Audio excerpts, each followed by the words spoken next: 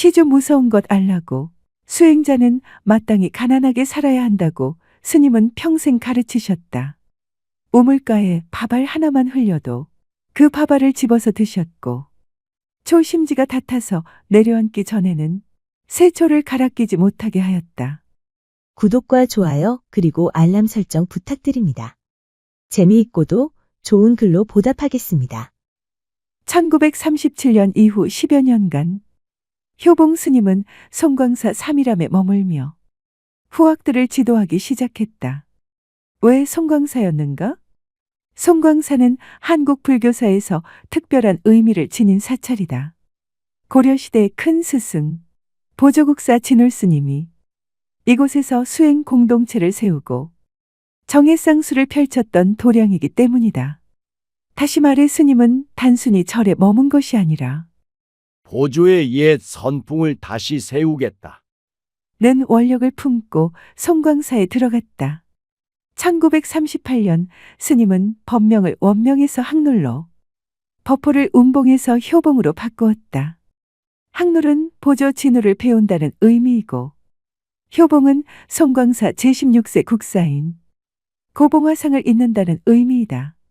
송광사에서 약 10년 동안 스님은 수많은 수행자를 길러냈다. 그 무렵 일제치하의 한국 불교는 혼란하고 힘들었다.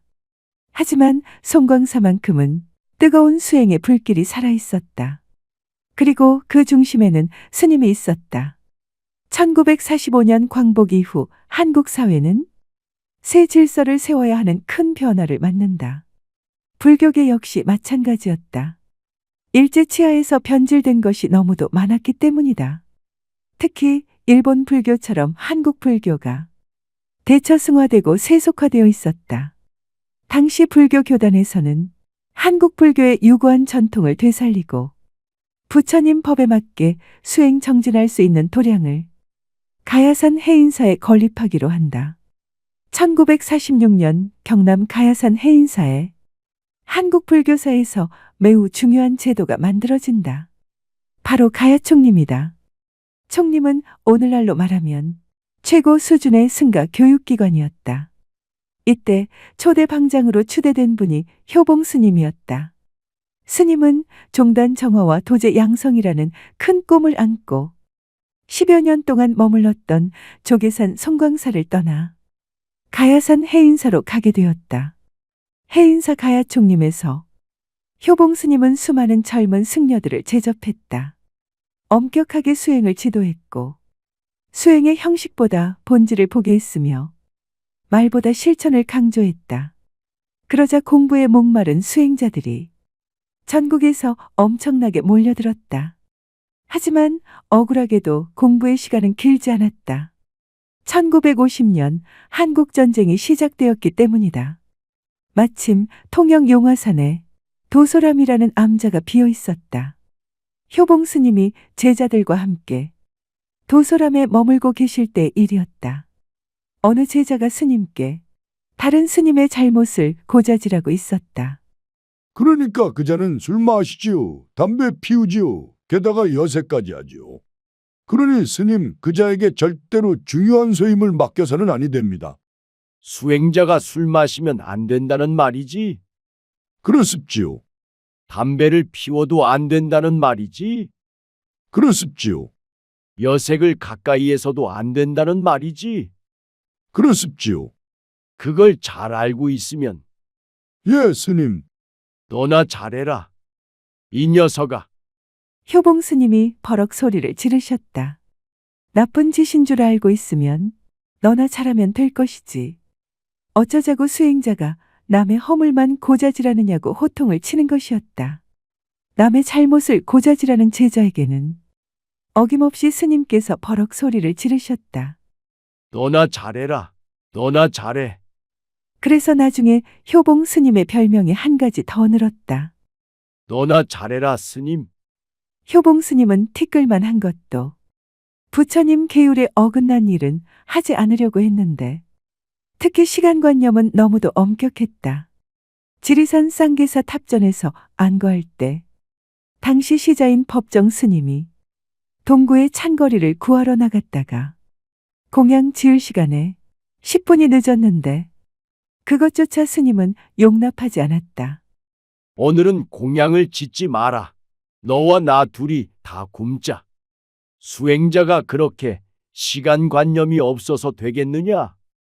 그날 하루를 쫄딱 굶고 나서 자기야 참을 수 있는데 은사 스님이 굶는 것을 참아볼 수 없었던 법정 스님은 그때부터 평생 시간을 어기는 일이 없게 되었다. 또 스님은 시물을 낭비하는 것에 엄중했고 시은을 무섭게 생각했다. 우물가에서 어쩌다 밥알 하나만 흘려도 평소에 그토록 자비하신 분이 화를 내곤 하였다. 초심지가 닫아서 내려앉기 전에는 세초를 갈아 끼지 못하게 하였다. 그러므로 지극히 건박하게 생활할 수밖에 없었다. 수행자는 가난하게 사는 게 곧 부자 살림이라고 스님은 말씀하셨다. 스님은 참선을 평생 닦아야 할 업인양했다. 젊었을 때나 나이 들었을 때나 한결같이 참선을 했다. 따라서 결제 중에 안거에 관한 관념이 철저했다. 다른 절에 있다가 정초 같은 때 스님을 찾아뵈러 가면 뭐하러 살림 중에 왔느냐고 달갑지 않게 여겼다. 어딜 가 있든지 정진 잘하면 내 곁에 있는 거나 마찬가지이다. 나는 뜻을 같이 하는 사람과 늘 함께 있다. 그러니 중노릇 제대로 하려면 결제 중에 돌아다니지 마라. 옛날부터 결제 중에 돌아다니는 중은 때려 죽여도 된다고 했다. 그 말을 허투루 여기지 마라.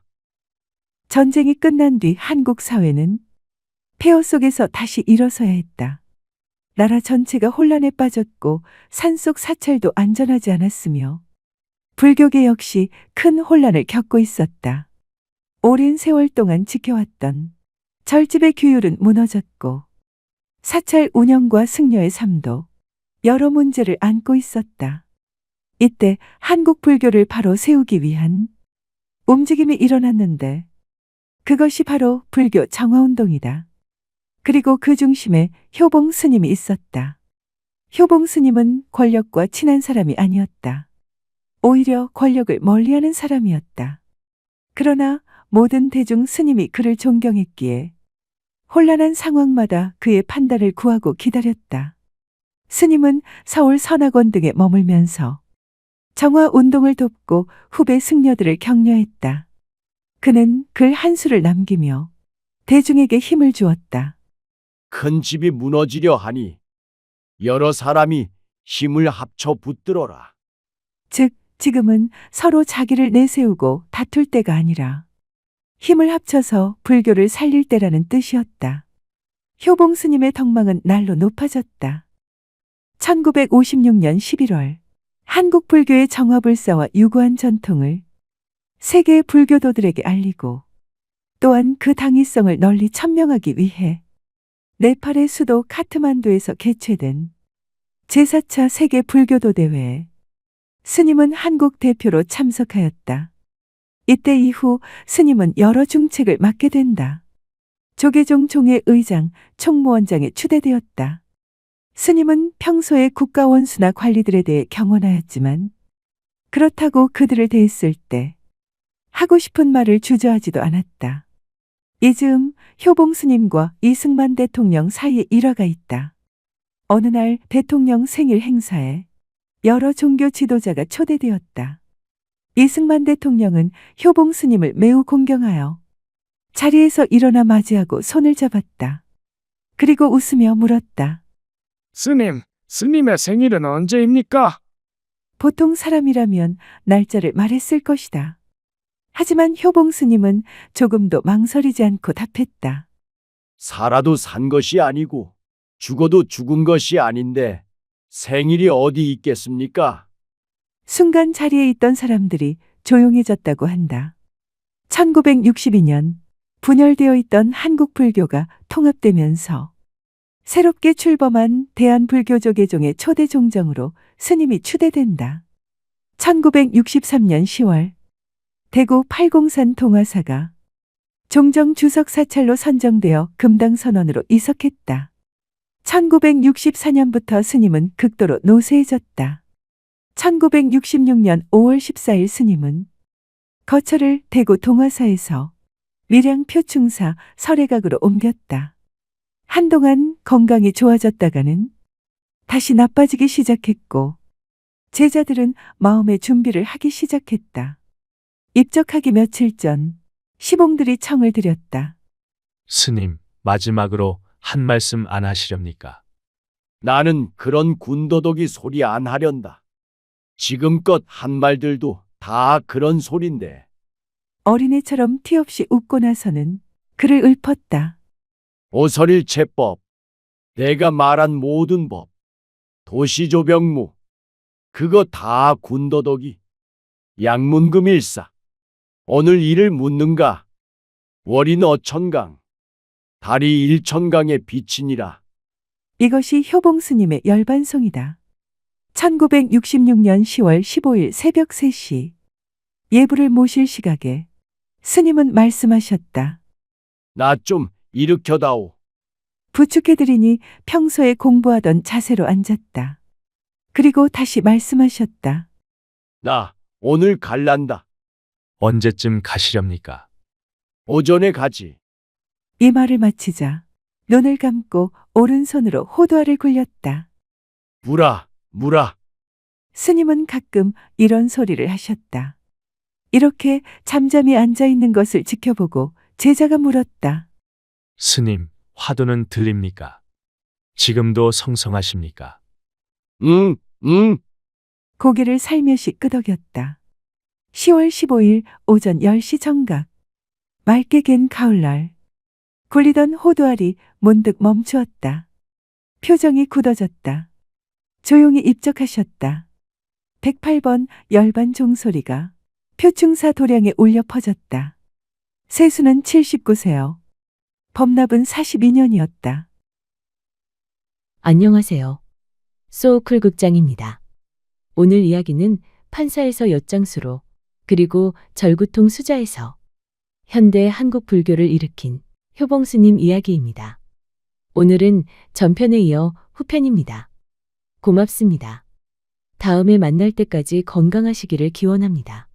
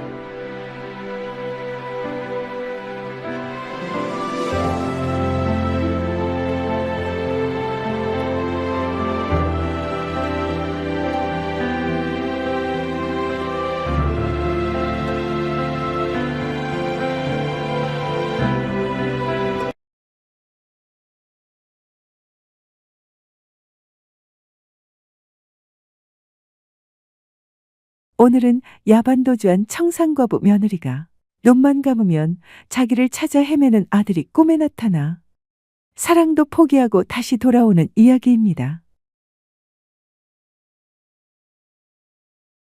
안녕하십니까? 소우쿨 극장입니다. 구독과 좋아요 그리고 알람 설정 부탁드립니다. 재미있고도 좋은 글로 보답하겠습니다. 이른 아침 부엌문을 여는데 며느리가 보이지 않았다. 방문을 열어보니 횡댕그렁했다. 강 씨의 가슴이 철렁 내려앉았다. 언제부터인가 분위기가 다르더니 기어코 야반도주한 것이다. 어제 저녁 나절 5살 난 아들 손을 잡고 장터에서 돌아온 며느리가 어머님, 다녀왔습니다. 인사를 했다.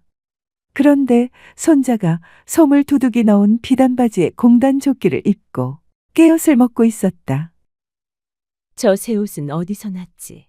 저 엿은 누군가가 사준 것이 틀림없다. 할머니도 깨엇 하나 드세요. 3대 독자 손자 녀석이 주는 깨옷을 받아들고 목이 맨 시어머니 강씨는 한마디도 말을 못했다.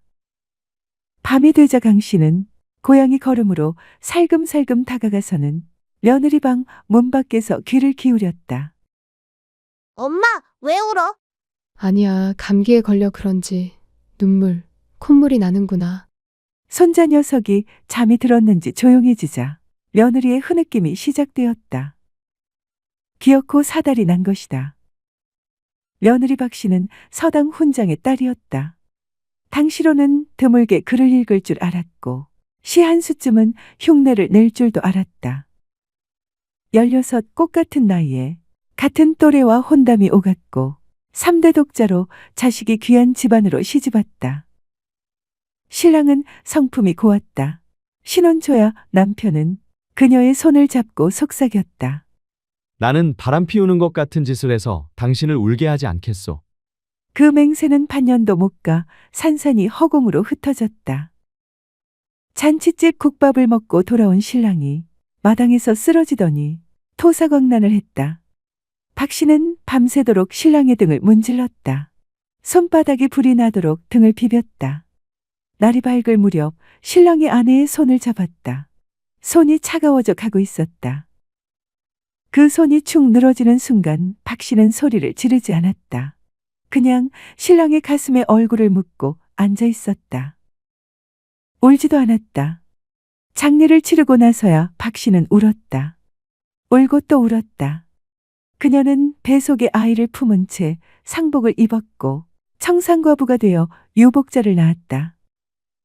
박 씨가 과부가 된 뒤 동네 사내들의 눈빛이 달라졌다. 젊고 이쁜 데다가 살결까지 흰 과부는 동정과 욕망의 대상이 되었다. 밤에 아이를 젖먹여 재운 박 씨는 자기의 손을 스스로 꽉 붙들고 이를 악물었다. 나는 아직 나이가 20도 안 되었는데 살결은 살아있고 몸도 숨 쉬고 있는데 독수공방 남편의 자리는 차갑게 비어 있었다. 시어머니 강 씨는 처녀 때 마을에서 손꼽히는 미인이었다. 17에 시집오던 날 가마 속에서 강 씨는 울지 않았다. 오히려 가슴이 뛰었다. 신랑 얼굴도 못 본 채였지만 여자는 시집을 가면 비로소 온전한 사람이 된다고들 했으니까. 그런 줄 알았다. 첫날 밤 신랑은 어설프고 급했다. 그래도 강 씨는 눈을 꼭 감고 이것이 삶이라고 생각했다. 자식이 귀한 집안에 시집와 아이를 낳지 못한다고 3년을 구박받았다. 남편은 말없이 등을 돌렸고 성질 급한 시어르는 밥을 먹다 말고 수저를 집어던졌다. 그녀는 밤마다 장독대 근처에서 울며 빌었다. 제발 아들 하나만 낳게 해주십시오. 마침내 아들을 낳았고 그 아들이 바로 며느리의 남편이었다. 남편은 젊은 나이에 소갈증에 걸려서는 합병증까지 겹쳐 남자구실은커녕 제대로 굴신도 못한 채 1년 12달 사랑에 누워 있었다. 며느리의 손자를 둔 할머니지만 이제 나이 겨우 41인데 남편이 강 씨의 치마를 벗긴 게 15년 전 일이었다. 어쩌겠나 강 씨는 남자에 대한 욕망을 죽였다. 봄이 와도 여름밤 바람이 치마폭을 들어올려도 눈을 질끈 감고 죽였다. 아들 키우고 며느리 받고 손자 안으면서 하나씩 하나씩 욕망을 다 죽였다. 며느리가 야반도주하자 분노보다 먼저 든 감정은 두려움이었다. 신랑은 병들어 골골거리고 아들은 죽고 며느리는 도망가고 나는 또 버려졌구나. 하지만 4대 독자 동우는 남았다. 이제 겨우 5살이지만 곧 자랄 것이고 언젠가는 장가를 갈 것이다. 손자가 아들을 낳을 때까지 살아남아야 한다. 남은 소원은 그것뿐이었다. 적어도 그렇게 생각했다. 뒷집 머슴 바우는 무식했지만 나쁜 사람은 아니었다. 키가 크고 어깨가 넓었을 뿐 아니라 눈빛까지 맑았다. 그는 앞집 며느리를 제대로 바라보지도 않았다. 하지만 인연은 어떻게든 인연이 되기 마련인지 앞집의 장작을 패주는 일이 생겼다. 과부집 장작이 다 떨어진 것을 보고는 아무 생각 없이 말없이 패주었다. 희한하게도 남자라고는 통 안 보이는 그 집을 위해 이런 일 저런 일을 조금씩 도와주다가 마침내는 지붕형까지 엮어주었다. 그때까지도 그는 앞집 며느리의 얼굴도 제대로 몰랐다. 박 씨는 고맙다는 말도 못하고 그냥 대문 안에서 앞집 머슴이 일하는 모습을 바라보았다. 어느 봄날 저녁, 바우가 개울가에서 씻는 것을 며느리 박 씨가 보았다. 윗도리를 벗은 머슴의 등짝이 황소 등짝처럼 넓었다. 며느리 박 씨는 눈을 돌렸다. 그런데 돌아서도 그 등짝이 눈에 밟혔다. 밤새 밟혔다. 사흘이나 밟혔다. 그것이 욕망인 줄은 알았다. 죄인 줄도 알았다. 그러나 22살의 몸은 머리보다 정직했다. 바우도 마찬가지였다. 언제부터인가 그녀가 눈에 들어오기 시작했다. 1년을 넘게 담장 하나 두고 참았다. 그가 먼저 손을 내밀지 않은 것은 겁이 나서가 아니라 어딘지 모르게 박 씨가 귀하게 느껴져서였다. 그러나 밤이 익으면 저절로 벌어지듯이 박 씨는 뒷집 머슴과 누가 뭐라고 할 것도 없이 눈이 맞았다. 두 사람은 그날 첫 새벽에 나루터에 가서 첫 배를 타고 강을 건너 100리 남짓 떨어진 마을에 닿았다. 둘이 강을 건너 도망친 첫날 밤, 바우는 박 씨의 손을 잡고 한참을 그냥 앉아 있었다. 박 씨도 아무 말 하지 않았다. 욕망보다 먼저 온 것은 이상하게도 따뜻함이었다. 그리고 욕망이 천천히 몸속 저 깊은 곳에서 몰려왔다. 파도처럼 남자를 임해하는 여자와 여자라고는 생전 처음인 수총각은 자연이 시키는 대로 파도를 타기 시작했다. 며느리가 가져온 폐물과 머슴이 몇 년 모은 세경으로 장터 근처에 조그마한 집을 마련했다. 어깨가 떡 벌어진 25총각과 이제 22밖에 안 된 청상과부가 함께 있으니 긴 세월 참았던 욕망이 밤이고 낮이고 터져나왔다. 한 달쯤 지나자 끝없이 솟아오르던 욕망이 줄어들기 시작했다. 욕망의 끝엔 허전함이 뒤따른다. 설날이 가까워지자 박 씨는 밤마다 아들 동우가 꿈에 보였다. 꿈속에서 동우는 언제나 울고 있었다. 엄마, 엄마. 하고 부르는데 소리가 들리지 않았다. 아들 꿈을 꿀 때마다 잠에서 깬 박 씨는 코를 고는 바우의 두꺼운 팔 아래서 천장을 바라보았다. 동우는 지금 누구한테서 눈썹 이야기를 듣고 있을까? 금음날 밤잠을 자면 눈썹이 하얗게 샌다고. 그 말을 해줄 사람이 자기 말고 또 있을까? 시어머니가 해주겠지. 해주시겠지. 그런데 시어머니가 해주면 동우가 웃을까? 바우에게는 아무 말도 하지 않았다. 그냥 보따리를 쌌다. 자는 줄 알았는데 등을 돌리고 누운 채로 말했다. 아씨 괜찮소. 그냥 가시오. 아씨 자식이 거기 있잖소. 목소리가 잠겨 있었다. 박 씨는 문을 닫으며 한번 돌아봤다. 바우는 돌아보지 않았다. 그 등짝이 황소처럼 넓은 그 등짝이 그때만큼은 작아 보였다. 백리박 시집에도 금음날이 다가왔다. 금음날 밤에 잠을 자면 눈썹이 새는 법이야. 이렇게.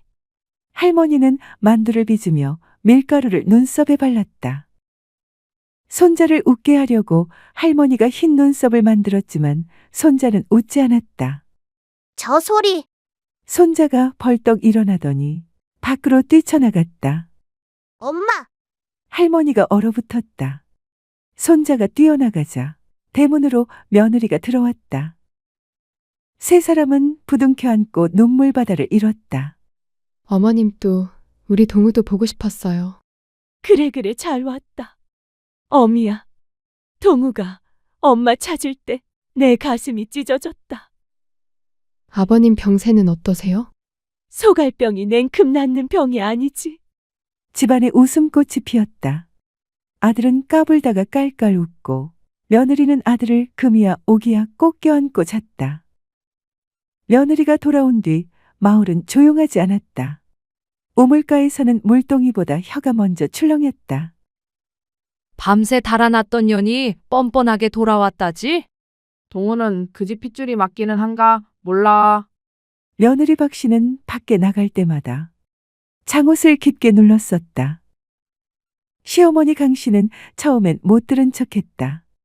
그러다 어느 날 우물가에서 누군가 웃으며 말했다. 과부 몸이 가만히 있겠어? 핏기가 도는걸. 그 말에 시어머니는 물동이를 내려놓았다. 그럼 내 몸은 돌덩이냐? 사내만 사람이고 여자는 나무 토막이냐? 우물가가 얼어붙었다. 그날 마을은 처음으로 이 집안 여자를 무서워하기 시작했다. 제삿날 문중어른들이 들이닥쳤다.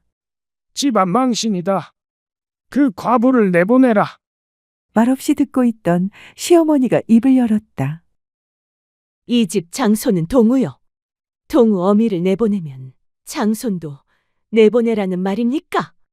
여자가 흠이 있으면 우리 가문 족보가 더럽혀진다. 시어머니는 웃었다. 족보는 우리를 먹여 살려주지 않습니다. 사랑방에 누운 병자를 수십 년 구안하고 있는 사람은 저이고 제비새끼 같은 제 아이 배를 채우는 건 제 어미입니다. 그 말에 시종 고개를 숙이고 있던 며느리는 처음으로 시어머니 옆에 나란히 섰다. 저는 도망쳤습니다. 그러나 잘못을 알고 돌아왔습니다. 자식을 버릴 수가 없었기 때문입니다. 문중 어른들은 더 말하지 못했다. 두 여자가 고개를 빳빳이 세운 모습을 처음 본 까닭이었다. 꽃 피고 새우는 봄이 왔다. 그러자 박 씨에게 또 춘정이 되살아나기 시작했다. 떡판처럼 넓은 데다 가슴에 털이 숭숭 난 남정네의 품에 안기고 싶어진 것이다. 그건 어쩔 수 없는 일이었다. 봄은 사람을 가리지 않는다. 봄은 신분도, 처녀도, 과부도, 며느리도, 시어머니도 가리지 않기 때문이다. 어느 날 장옷을 덮어쓰고 외출했던 시어머니가 저녁나절 돌아와서는 상상도 못할 말을 했다. 어미야, 나루터 주막이 우리 것이 되었다. 돈을 빌려줬다가 돌려받지 못하고 주막을 떠맡았다. 주막을요? 우리 집안이 뭐 번드르르한 양반도 아니고 욕할 사람도 없을 거다. 그러면서 며느리에게 속삭였다. 나는 너만한 나이에 3번이나 죽고 싶었다. 시어머니가 나루터 주막을 떠맡은 것은 우연이 아니었다. 며느리가 야반도주한 뒤 돌아왔을 때 시어머니는 이미 모든 걸 꿰고 있었다. 겉모양만 번드레한 제대로 된 양반도 아닌 집안, 가난하고 병든 남편과 손자 하나가 전부인 삶. 내가 막아도 저 애는 또 나갈 것이다. 욕망을 어떻게 막나. 데리고 살아야지. 며느리를 내치지 못하면서도 붙잡아둘 수도 없었던 시어머니는 욕망의 자리를 만들어준 것이었다. 그래서 며느리는 난데없이 주막집 주모가 됐다. 며느리는 닷새 동안 주모가 되었다가 이틀은 집에 와서 아들 동우를 얼싸안았다. 그 이틀은 시어머니가 주모가 되었다. 주막집 주모라는 게 그런 것 아닌가. 손님들이 주는 막걸리도 한 잔씩 받아 마시고 객들이 엉덩이를 툭툭 쳐도 웃어넘기는 어느 날 밤 며느리는 덩치 큰 소장수에게 짓눌려 회포를 풀고 나서는 무릎을 쳤다. 이것이 모두 시어머니의 뜻이라는 걸. 소장수에게 짓눌리던 밤, 박 씨는 천장을 보며 생각했다. 시어머니에게도 잠 못 이루는 수많은 밤이 있었을 것이다. 라고 41에 논 쌓이는 소리를 들으며 혼자 울었을 그 밤이 며느리가 아니라 한 여자로서 가여웠다. 눈이 내리고 봄이 오고 장날이 돌아오고 세월은 그렇게 흘렀다. 시어머니가 주막에 오고 며느리는 집으로 돌아간 어느 날 눈이 펑펑 쏟아졌다. 밤늦게 30대 중반쯤 되는 선비가 주막에 들어와 갓을 벗고 눈을 털었다. 저녁상을 들고 들어간 시어머니의 엉덩이를 선비가 치자 강씨는 깜짝 놀라 부엌으로 도망쳤다. 아궁이 앞에 쪼그려 앉았다. 등줄기가 후끈하고 귓불이 달아올랐다. 손이 떨렸다. 그러다가 순간 시어머니는 얼굴이 빨개지고 온몸이 불덩어리가 되었다. 내 몸에 아직 춘정이 남아있단 말인가. 손자를 둔 할머니지만 이제 나이 41. 남편이란 게 소갈병으로 마누라 치마를 벗긴 게 15년 전. 강씨는 순간 깨달았다. 내가 아직 죽지 않았구나. 죽지 않고 살아있구나. 그 깨달음이 기쁨인지 슬픔인지 알 수 없어서 강씨는 그날 밤 눈 쌓이는 소리를 들으며 혼자 울었다. 남편 병 때문에 운 게 아니었다. 며느리가 불쌍해서도 아니었다. 그냥 자기 자신이 불쌍했다. 아직 봄이 남아있는 몸을 가진 채 겨울 주막에서 혼자 늙어가고 있는 자기가 너무 가여웠다. 들어주셔서 고맙습니다. 토요일은 감동적인 사연이나 간절한 기도가 만든 영험 등을 찾아서 올리겠습니다.